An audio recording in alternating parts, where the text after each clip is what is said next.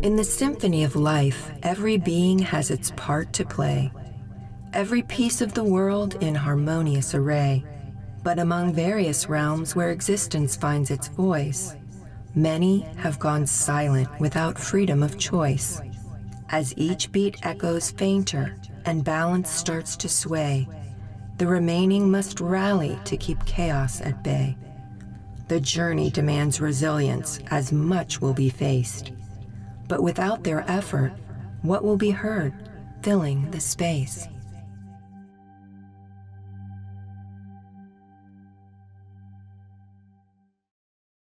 Flight attendants, prepare for landing.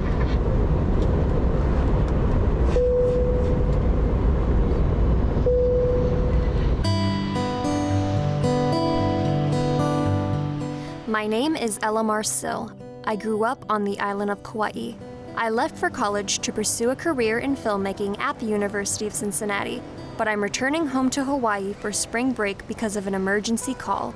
The Akikiki, a Hawaiian honey creeper, is about to go extinct, and I've been asked to document the remaining individuals.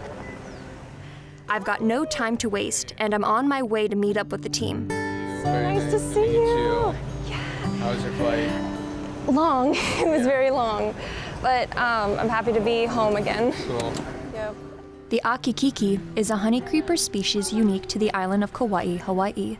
Characterized by its small size and muted gray and white plumage, it stands in contrast to the vibrant colors of other Hawaiian forest birds. For millions of years, these small birds have played a vital part of the natural environment as insect population controllers, allowing trees to flourish. But the Akikiki now faces threats such as habitat loss and introduced predators, pushing them towards extinction. Once again, thank you so much for picking me up. Of course. I'm glad you made it safe. Sorry, it was a long flight. 12 hours is brutal, but... At this point, it's just coffee and adrenaline keeping me going. But it's not over yet. We still gotta go to Hawaii Forest Bird Recovery Headquarters. How's your week been? It's been great. The weather has been a little bit interesting, a little crazy. Recently, a family of Akikiki has been discovered. They are referred to as the Pele Nest, and videographer Graham and I are set to hike tomorrow to find them. The nest is located in the Alakai Plateau, next to Mount Waialeale, one of the wettest spots on Earth. Hopefully it'll be decent weather when we head up there. But the wind's been out of the west-southwest, so it's definitely not usual. Global climate change has modified the weather patterns of many regions of the world, and Kauai is no exception. Just a few years back, Kauai set a national record of 50 inches of rainfall in a 24-hour period. The weather over the last few days has been unusually windy, causing heightened concern among the team for the safety of the Pele Nest. As we make our way towards Hanapepe, where the Kauai Forest Bird Recovery Project headquarters are located, I'm reminded of the island's unique flora and fauna. Hawaii has over 10,000 species found nowhere else on Earth. For millions of years, the evolution of new species vastly exceeded losses due to extinction. However, after the arrival of humans to the islands roughly 1,000 years ago, numerous extinctions have occurred, and many more species are threatened. As a result, Hawaii is now referred to by many as the extinction capital of the world. One, it's upsetting to lose species that haven't even been described by science or named by science. It's even more upsetting to lose species just that, no one's ever photographed, no one even knows existed in the first place. So I'd like to focus on those marginalized, underrepresented species, very much like the Akikiki, a little gray bird that doesn't get a whole lot of love, Little gray birds don't often make the cut. The Akikikis are very cute. They are incredibly cute.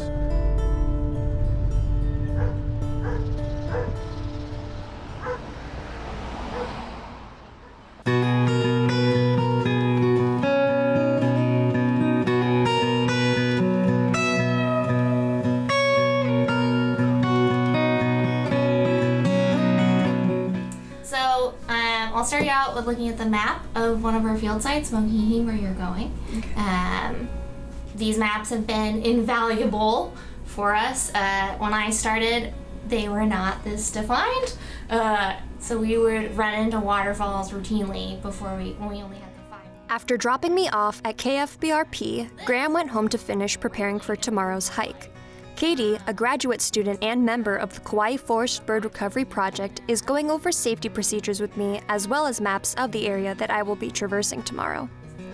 The Kauai Forest Bird Recovery Project is a collaborative effort between the University of Hawaii, the State Department of Land and Natural Resources, and the Division of Forestry and Wildlife. They aim to promote knowledge, appreciation, and conservation of Kauai's native forest birds. Their current mission is focused on the Akikiki, as their populations have dropped from 1,000 in 2010 to a staggering 40 individuals in present time. KFBRP has a 2-part plan. The first is to collect all Akikiki egg, chicks, and adults they can find, and the second is to bring those eggs, chicks, and adults into conservation breeding to provide an insurance population against immediate extinction. Most people think of Hawaii as this place of sun and warmth. The Alakai Wilderness could not be more different. There, it rains pretty much every day, and with nighttime and early morning temperatures dropping close to the freezing point, hypothermia is a real concern should someone get lost. But for many on the team, it's all worth it for these birds. Yeah. I'm Justin Hite with Kauai Forest Bird Recovery Project. Justin Hite is the field supervisor at the Kauai Forest Bird Recovery Project for over 8.5 years. His job includes working with the field crews, making sure that they can get in and out of the field safely, and that they know how to navigate and find the birds, as well as ban them. Coordinating and planning everything so that humans stay safe while helping critically endangered birds is a huge task. Dr. Callie Crampton is the project manager at Kauai Forest Bird Recovery Project. That's exactly what she does. So you can see, like, my life is like Tetris, trying to get everything to fit together so that we have the coverage we need to do all the ongoing nest monitoring that we need to do. So we need to have a constant presence in the field so we can be always updating whether a nest has laid or whether chicks have hatched or whatever yet, because all of our timing of the collections is based on the biology of the bird. Callie keeps track of every team member using spreadsheets, but she also monitors the birds and their nests. Because of avian malaria, a disease transmitted by invasive mosquitoes, the Akikiki populations have collapsed catastrophically in the last few years. Her goal is to identify and transfer all of them to conservation centers, where they'll be kept safe until their natural habitat has been restored. In the future, what does it look like for them? So if our egg collection goes well and if the mosquito trajectories continue the way they have been going, Akikiki will be extinct in the wild this year. So, or at least there might be an Akikiki out there, so not like technically 100% extinct, but as far as being able to be a functioning population that can breed and recover, they are already almost extinct in the wild. Like, there's just not enough of them to really rebuild from here, and we expect things to get a lot worse with the mosquito trends we are seeing. So rather than letting mosquitoes take them, we are taking them so we can put them in safety in human managed facilities where there are no mosquitoes. And it has to be done this spring for 2 reasons. First of all, we have much better success catching Akikiki when they're in breeding mode and they're territorial and they're responding to playback. But also because if we let another fall go by, there might not be enough Akikiki left to collect. So it's kind of a now or never. Clearly, this conservation project needs to happen now. Meeting passionate scientists like Callie gives me hope that we will be able to put up a good fight for the survival of these rare endemic birds. I think for me what keeps me going is the birds don't give up. They're still out there making their babies, finding their mates, getting their meal. They don't give up, so we can't. Like, we can't until the last bird does. And that's my daily thought.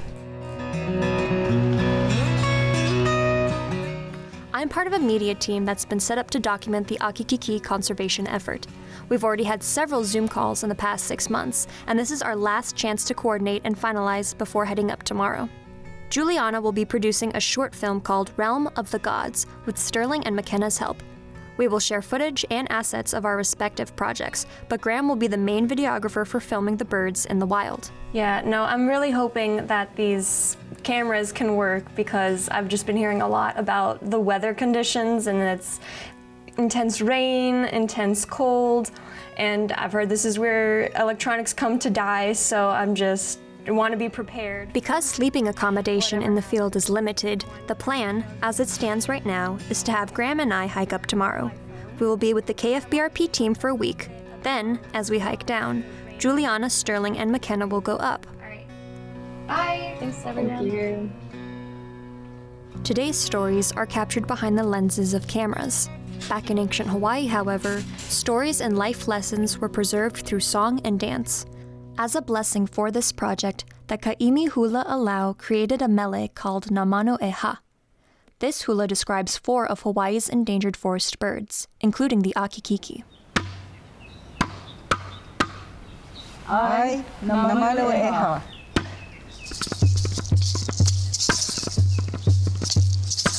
Nelea e ka ako e koe, I e ki e o wai a ka moe.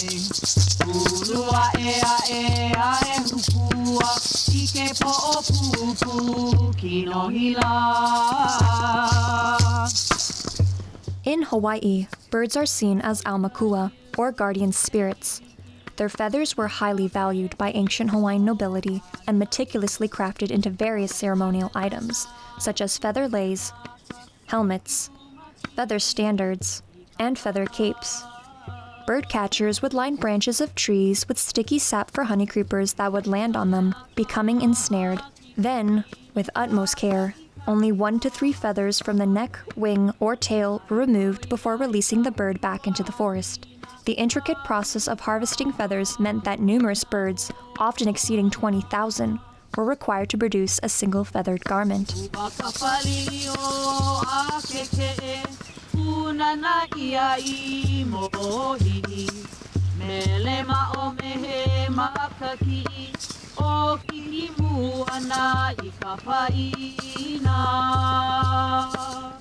These forest birds play a crucial role in shaping Hawaii's identity. Unfortunately, only 8 of Kauai's original 24 species remain today. Preserving and protecting these remaining few is paramount, not only for the conservation of a unique part of Hawaii's natural heritage, but also for maintaining the cultural and ecological balance that these birds contribute to the islands.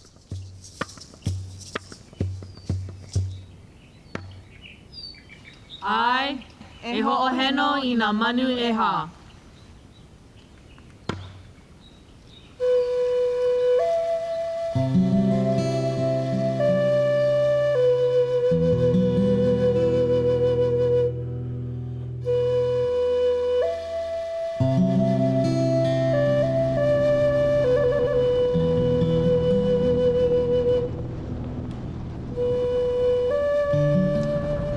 It's a gorgeous day today, but I guess the wind must have been bad enough to knock the Pele nest down. Just as feared, yesterday's unusual winds knocked down the Pele nest the team was scheduled to collect tomorrow. Both chicks were killed and the parents have flown away. We're still heading to meet the rest of the team, but we're not sure of what's next.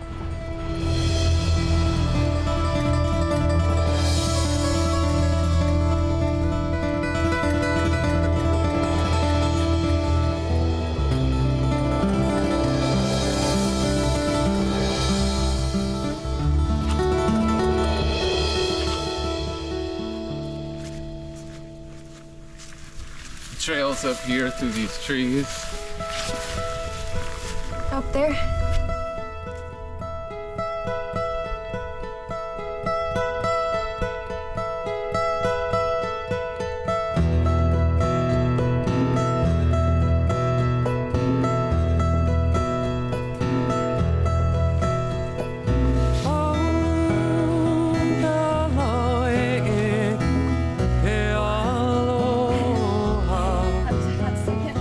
The Alakai Wilderness Preserve is a 9,000-acre secluded area at the very center of the island. It is administered by the State of Hawaii's Department of Land and Natural Resources. The journey to access the Alakai Plateau requires passage through steep ridges separated by ravines and gullies. Mohihi Camp, where Graham and I are headed, is one of the most remote locations the KFBRP team has established for the Akikiki Conservation Project. The camp is just steps away from a cliff that drops more than 1,000 feet down.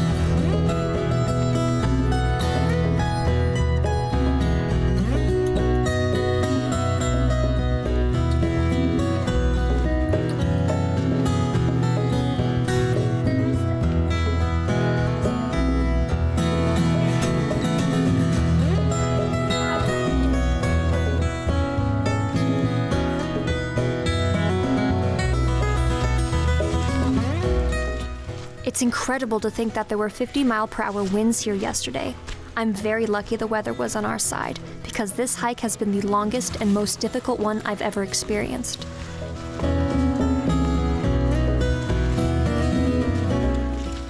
As we approach Mohihi Camp, the first person we encounter is Justin as he's setting up for the night. We finally made it. Yeah, you too.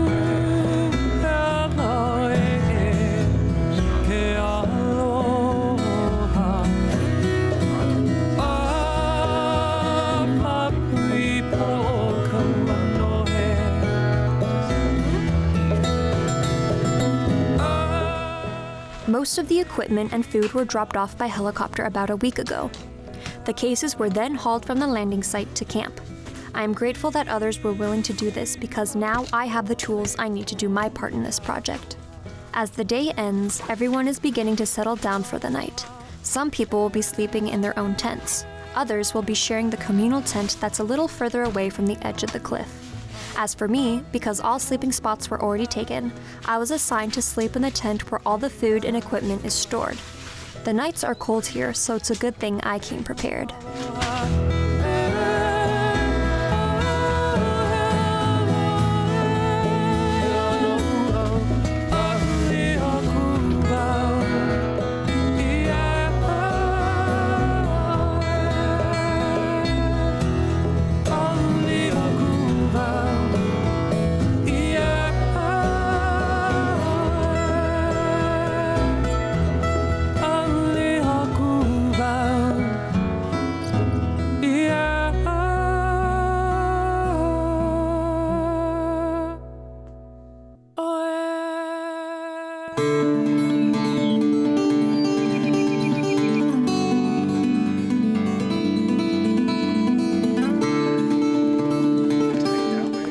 All the required equipment to collect the Akikiki chicks was brought to the Pele nest before it fell. Since everyone and everything is here, Justin thought it could be a great learning opportunity to practice egg and chick collection. Akikiki birds build their nests high up in the crowns of trees, where predators cannot get to them, making the collection process difficult and risky. Ooh, cool. Thank you.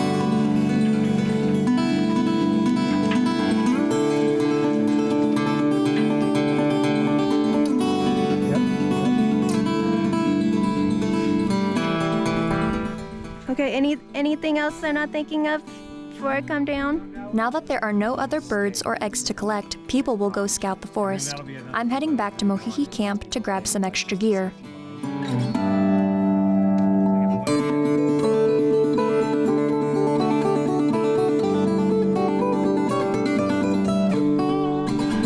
Mohihi Camp was expanded and provisioned for this conservation project just a few weeks ago.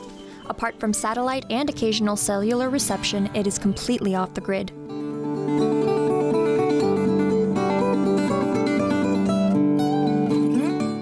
rainwater is filtered and used for cooking and drinking.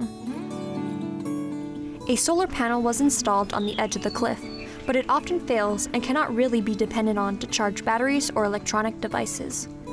When KFBRP is done researching and saving birds in the area, the camp will be dismantled and nothing will be left behind. At night, we all gather around here, breakfast time, lunch, gather around, make some delicious hot chocolate, some tea, cook some eggs, cook some pasta, and just like sit around on these, get a bucket if you can grab one.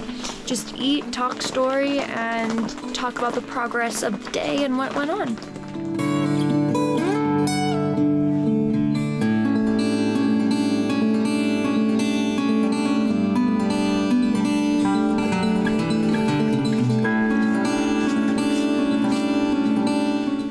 The forest is incredibly beautiful and covered everywhere in a thick, velvety moss.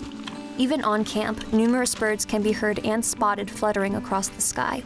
I have brought several different cameras and hope to catch a honey creeper on film.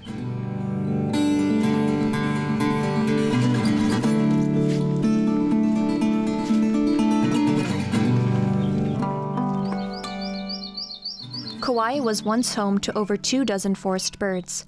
Of the 8 that still remain, 3 are on the brink of extinction: the Akike'e, the Puaiohi, and the Akikiki. The bird I'm following is an aniani owl, the smallest Hawaiian honey creeper in existence today.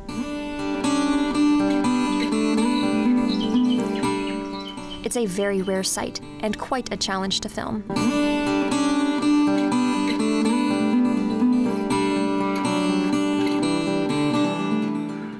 These little forest birds are extremely fast and constantly on the move foraging for food, so getting a good shot isn't easy.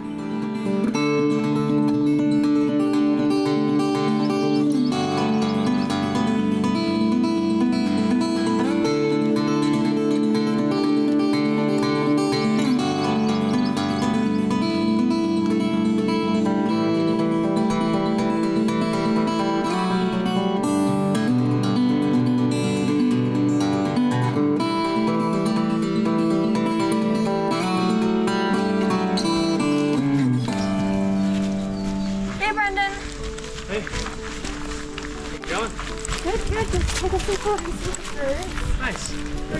I just found an Akikiki nest just downstream, the Pakele's re-nest. Yeah? She's banded aluminum orange, orange, orange. Wait, what was her name? Pakele. Pakele. Mm-hmm. Just found her nest just 5 minutes ago. I'm like buzzing right now. The team is finally back together at camp. Based on today's findings, it was decided that the larger part of our group will be moving out north tomorrow morning to the upper camp. Graham and I will stay here and continue our work at Mohihi, alongside Brendan and Bo. This has been an amazing first day.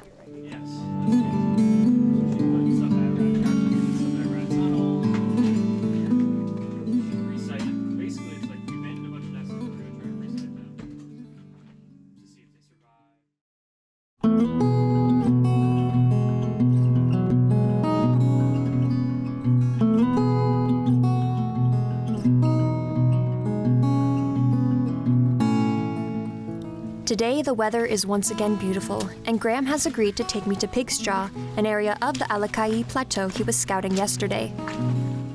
It's a couple of miles to the southeast, and getting to it requires hiking through rough terrain.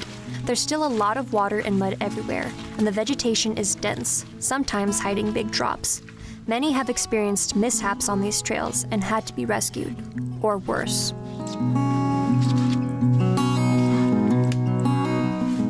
Akikiki eat insects and worms, which they find by pecking and pulling at the bark of snags and tree trunks of species such as ohia and olapa. They often favor tall trees that offer a lot of foraging trunk, so this is exactly where we are looking for them. They are usually seen traveling and foraging in pairs or in family groups. Akikiki only produce a brood of 1 to 2 eggs per year because of the long juvenile dependency period. Like other Hawaiian honey creepers, juvenile Akikiki may stay with their parents for up to 3 months after fledging. Identifying them by sight is far easier than identifying them by sound, as Akikiki sound much like the Akike'e, Aniani'au, and Kauai a Makihi. this is kind of my technique for coming out here to this area. It's just super slowly walking around. It's pretty mild, it's flat. You just cruise around and hope that something reveals itself and then shoot. The first bird we spot is the iconic Iiwi, with its bright scarlet feathers, black wings and tail, and long, decurved pink bill.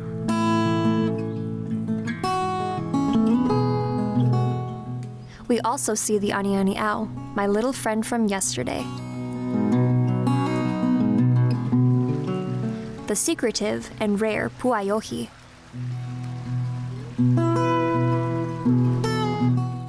The Akeke'e, the second most endangered endemic Hawaii bird after the Akikiki. The Alapaio, with its long tail, which is regularly held up at an angle. The Apapane, an important ohia pollinator. The Amakihi, a honey creeper that feeds on insects, nectar, and fruit. And at last, the bird we came to rescue, the Akikiki.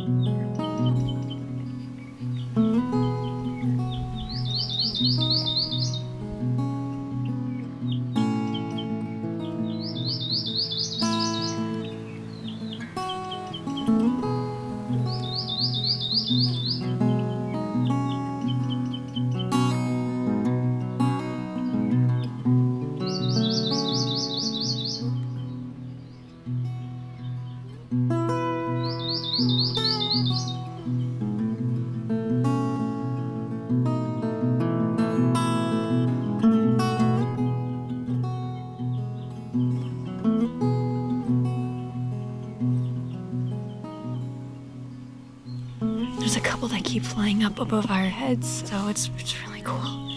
Saw a couple of i'i gathered around together in the distance out there.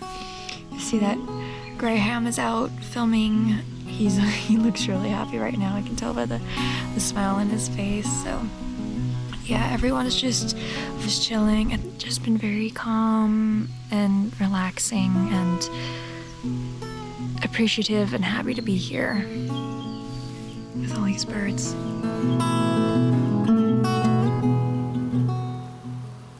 On this clear, calm day, the forest is filled with songs that have been sung for over 5 million years. Many of the now extinct Hawaiian forest birds were never photographed, filmed, or recorded. In a time where some of these ancient voices still sing, we have the opportunity to hear their song, ensuring that future generations know what these remaining birds look and sound like.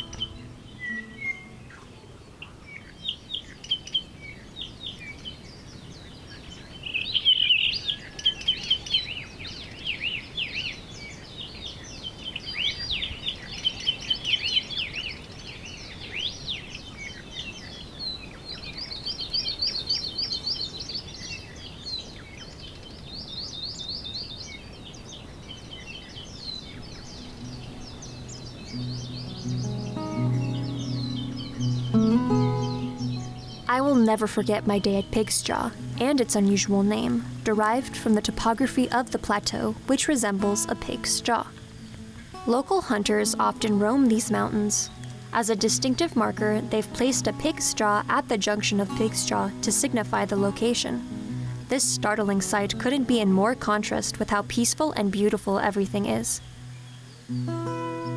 Invasive goats and feral pigs are unfortunately everywhere in the forest these days, wreaking havoc on natural ecosystems by devouring and dispersing fruits of invasive plants like strawberry guava. The appetite of invasive goats also extends to rare endemic plants, further damaging the ecosystem. Additionally, pigs contribute to the decline of honeycreeper species by creating wallows that serve as breeding grounds for mosquitoes. In pre-contact Hawaii, the Alakai was part of what ancient Hawaiians called Wau Akua, or Realm of the Gods. This was a very sacred place, rarely accessed by humans.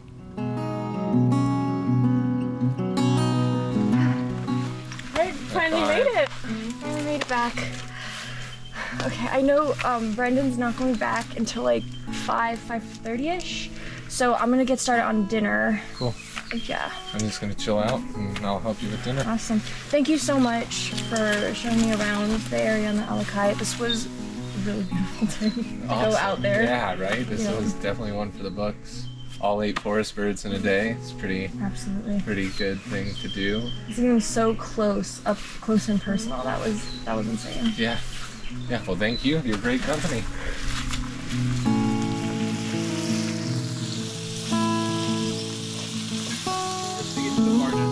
There are a couple territories that we can get to that's not. As night falls and everyone returns to camp, Brendan is setting up rat traps as they tend to roam at night in search of food.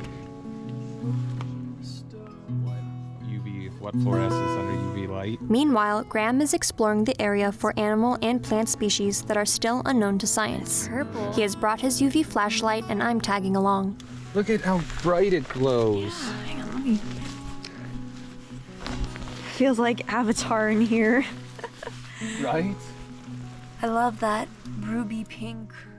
Under the glow of ultraviolet light, everything looks different.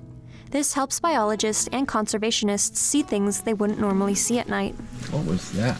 There's a rat. Look at the rat glowing. Oh my god! Gotta shove a rat trap in there. It's a Kauai endemic. Even though Graham's initial passion is for botany and rare plants, his knowledge of invertebrates is vast.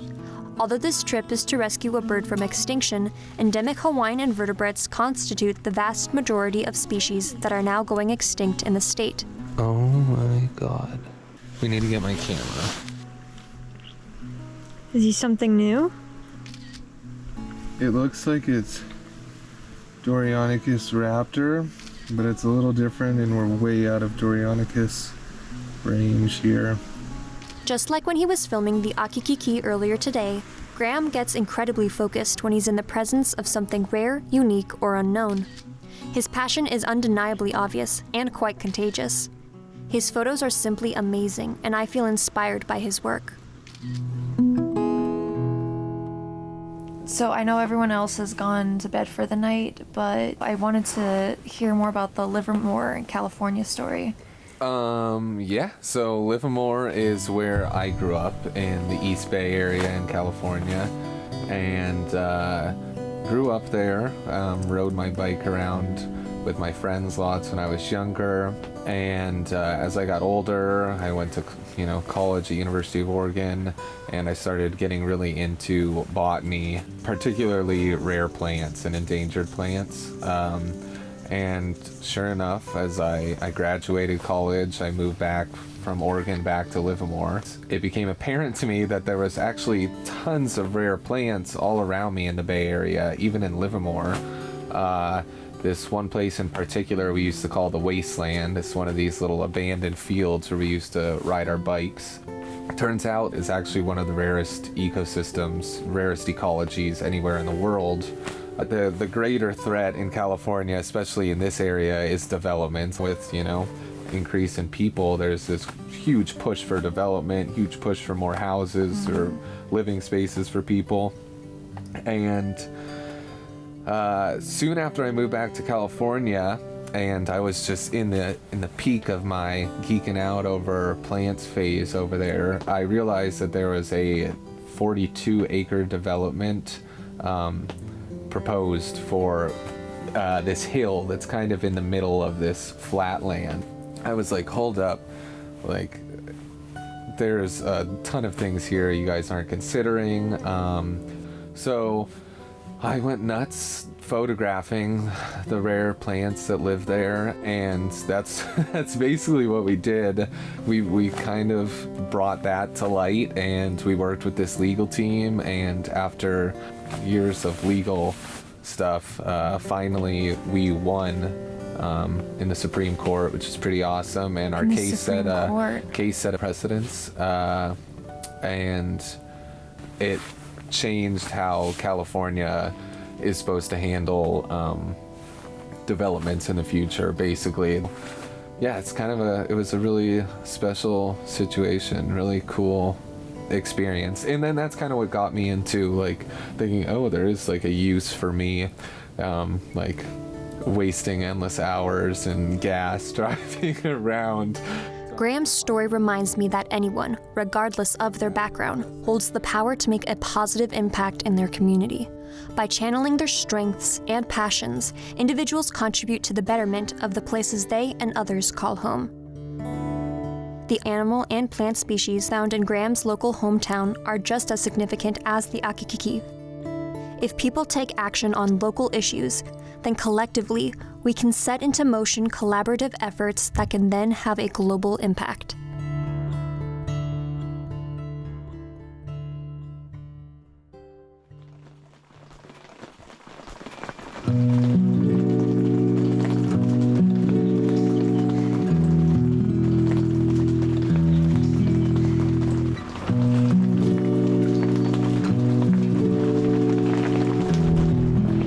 It's really sad. I mean, it's killing a life to save a life because they're very invasive and they're eating the birds alive and the eggs, so you do what you can.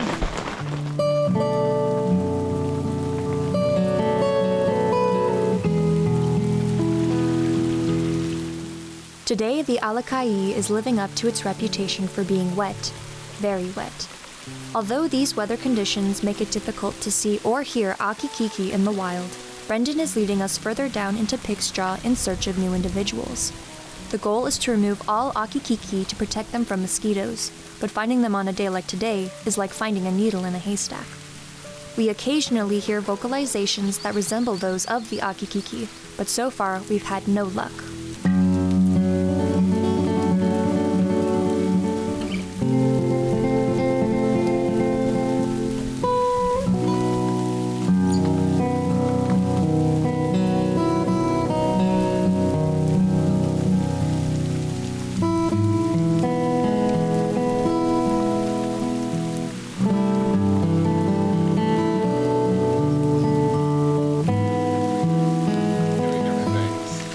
People say is that the Akikiki will switch between the upslurred and the normal note more than say like Ani will either keep doing the upslurred or keep doing the single note. Oh, okay. But that's like not like proven or anything, but that's one thing people say.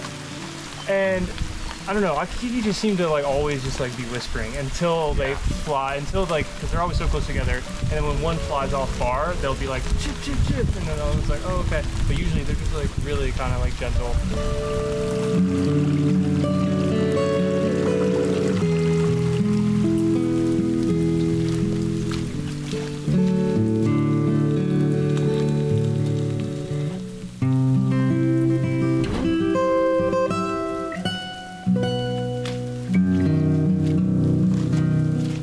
After unsuccessfully searching for more than 5 hours and covering a huge area of the plateau, Brendan has decided to take us to the nest he discovered a few days ago to see how things are going.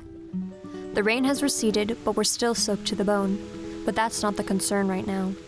Once again, there are no Akikiki in sight, which has everyone quite worried.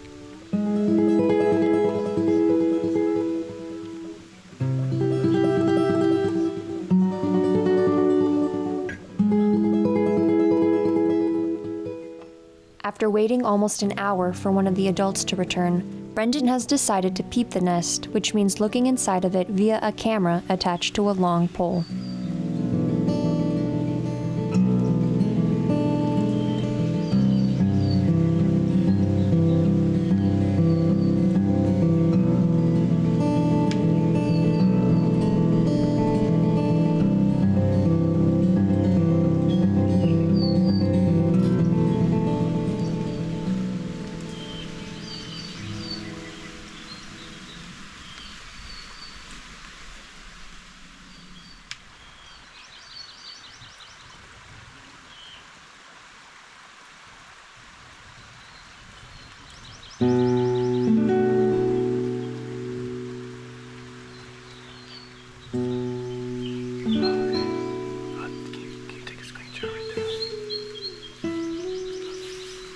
I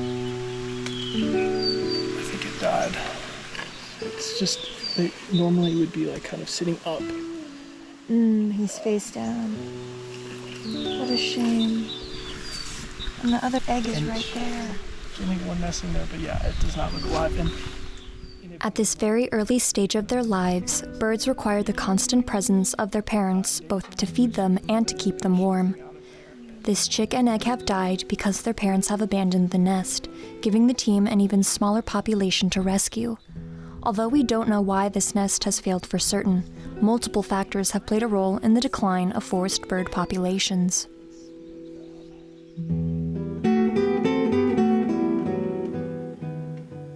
The displacement of native plant species by invasive counterparts has brought profound changes on the forest structure and composition. This alteration has been felt throughout the ecosystem, impacting animal habitats, foraging patterns, nesting sites, and hydrological dynamics. Historically, the landscape transformation began with the arrival of Polynesians, who cleared extensive lowland areas for agricultural purposes. The trend was accentuated by Westerners in the 1800s, exacerbating deforestation for ranching, developmental projects, and the exploitation of valuable timber species such as koa and sandalwood. Introduced predators such as cats not only prey on endemic birds, but also pass on these hunting skills to their offspring. Rats, the second largest threat to endemic birds, also impact honeycreepers in a variety of ways. They raid nests, consuming eggs, chicks, and nesting females, and they compete with native birds for food resources like fruit and invertebrates. The deadliest threat, however, comes in the form of avian malaria, transmitted by introduced mosquitoes. Although these endemic bird species spent millions of years evolving, they have not been able to evolve fast enough to create an immunity to the diseases carried by mosquitoes. Before human contact, these forest birds were found from the tip of mountains all the way down to the ocean shores. Since the arrival of mosquitoes, they have retreated to higher elevations to find protection in its colder climate. As climate change progresses, however, and temperatures rise, the birds have become trapped. Mosquitoes have since taken over the area, easily picking the birds off one by one. And many times, all it takes is one bite.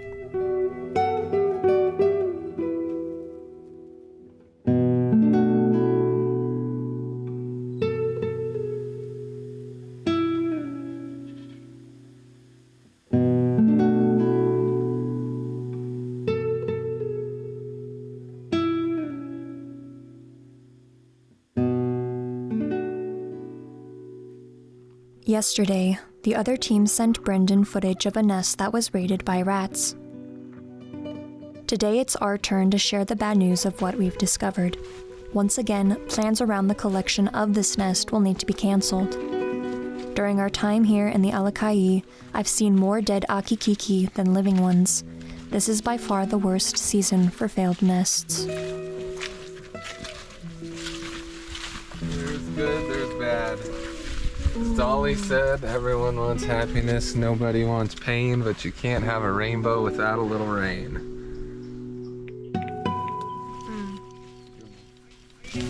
Yeah, we're okay. I just wanted to call and let you know that the pig's jaw nest is dead. Exactly.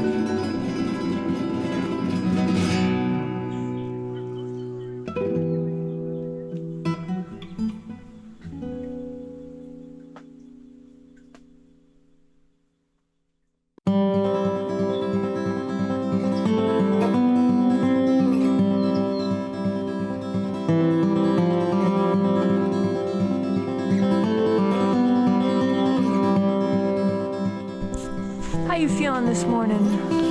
A1. Got a great AKKA video before 8:15 and stoked. Nice. Day's already made.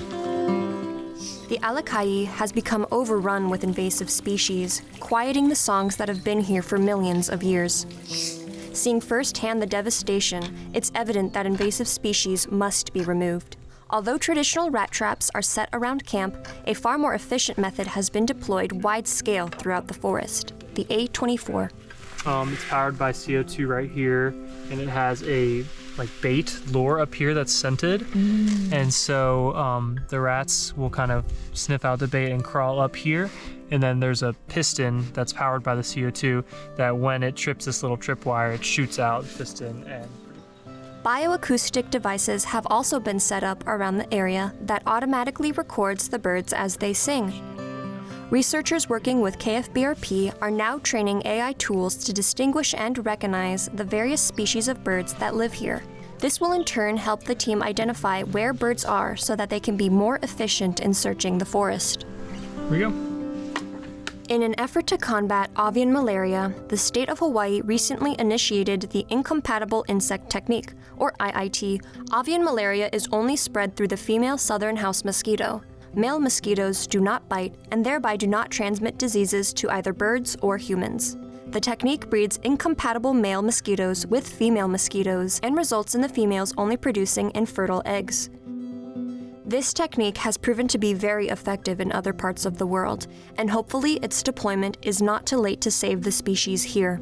As someone who works with these birds every day, I've seen the impacts that the diseases spread by mosquitoes have on these species. Maimed limbs, missing eyes, even losing their bills because of lesions from pox, and the slow decline of even the largest and healthiest birds to malaria to the point where the birds can no longer move and eventually die. Malaria has had such an impact that just as in our history, we nearly lost our language, our native birds are losing theirs. I believe that in order to tackle a lot of the hurdles that we are facing as society today, we have to trust in our scientists and in our people who are in the forest and taking care of these issues every day. And that sometimes as a community, we have to trust in each other and each other's expertise on these things in which they spend their whole life working on. Extinction is not an option, not when we have this opportunity. And we do have no time to waste. So again, I strongly support the request to approve the final East Maui EA and authorize the chairperson to issue a finding of no significant impact for this important effort to save our birds and to save our aina. Thank you.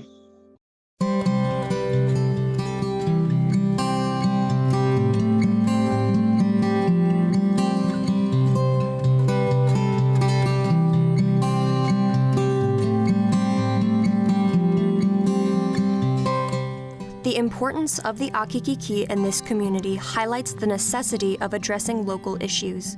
Making a difference can look like many things. Starting a club, wearing a shirt can all be small ways to take action and make a difference. Getting exposure out to the community is crucial for positive change to happen. The passion the KFBRP team has is contagious and strengthens my own flame for environmental activism. Their work shows the significance of preserving all species, not just the popular ones. Everyone can do something just by managing their climate footprint and supporting climate-friendly initiatives locally, nationally, and globally. We need only to look to the birds for an example. They're out there. If their nest fails, they build a new one. If their mate dies, they find a new mate and they build a new nest. The birds keep going. And while the birds are finding a way to keep going, we will find a way to keep going.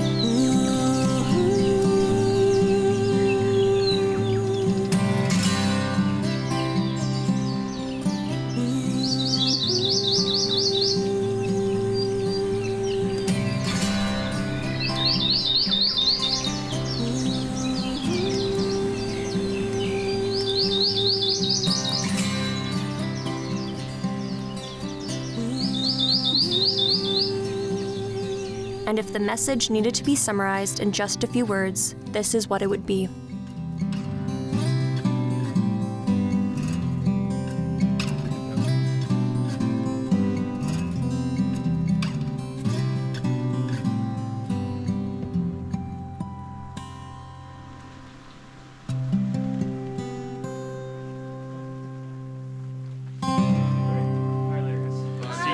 the lowlands and whatnot. And thank you so much, Bo, for everything. I've had like an amazing experience here with everyone. So hopefully we'll have a community screening at the Kukui Grove Mall. So I'd love to see everybody there, like Brendan, everybody. I'm so excited for it. I know. Yeah. Good luck with all your editing. Thank you for everything. Yep. Great time with you guys. Yeah, maybe see you soon. Yeah.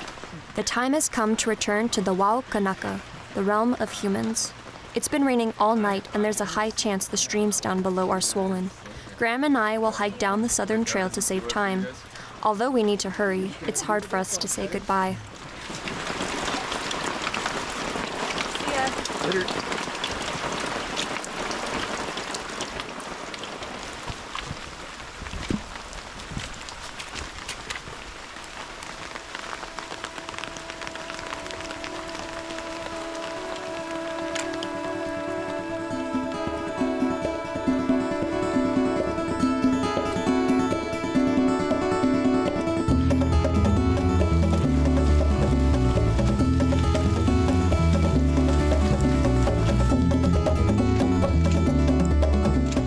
It's imperative that we cross the Mohihi stream while it's still safe to do so.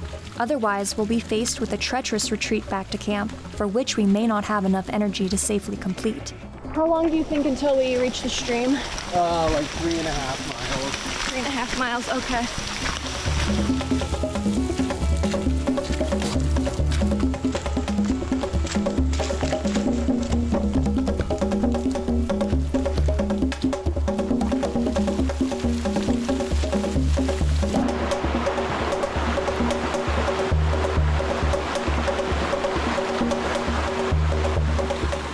This is a risky crossing, but hiking back to camp is even riskier at this point. Even the cameraman has to assist so I don't get swept away.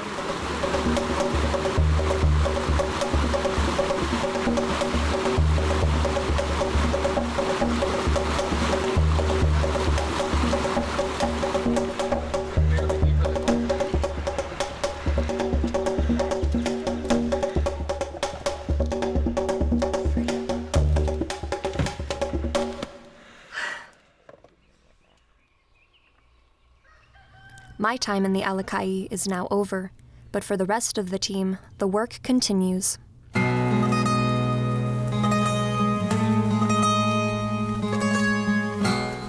Since my return to Cincinnati, KFBRP continues to remove all akikiki, eggs, chicks, and adults they can find and transfer them to conservation centers where mosquitoes cannot reach them.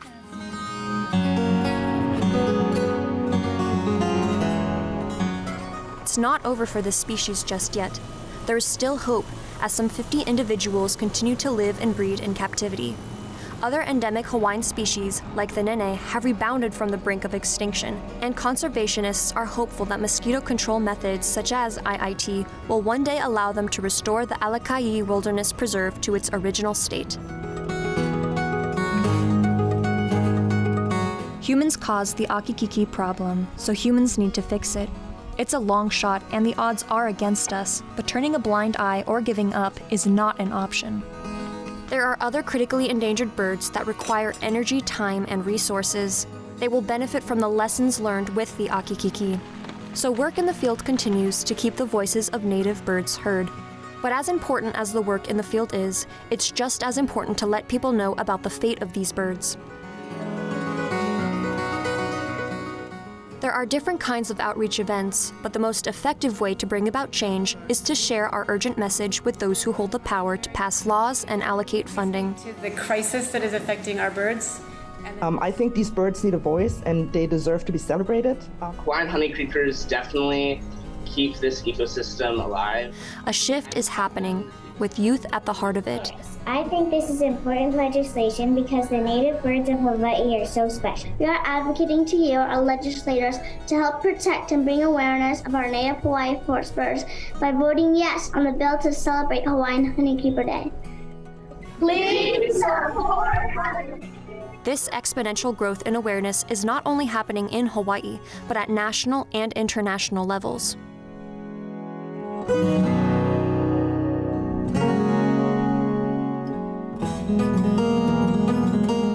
But As with all global movements, it begins in our own backyard, at the local level within our own community. And for the Akikiki, these are the heroes keeping their song alive.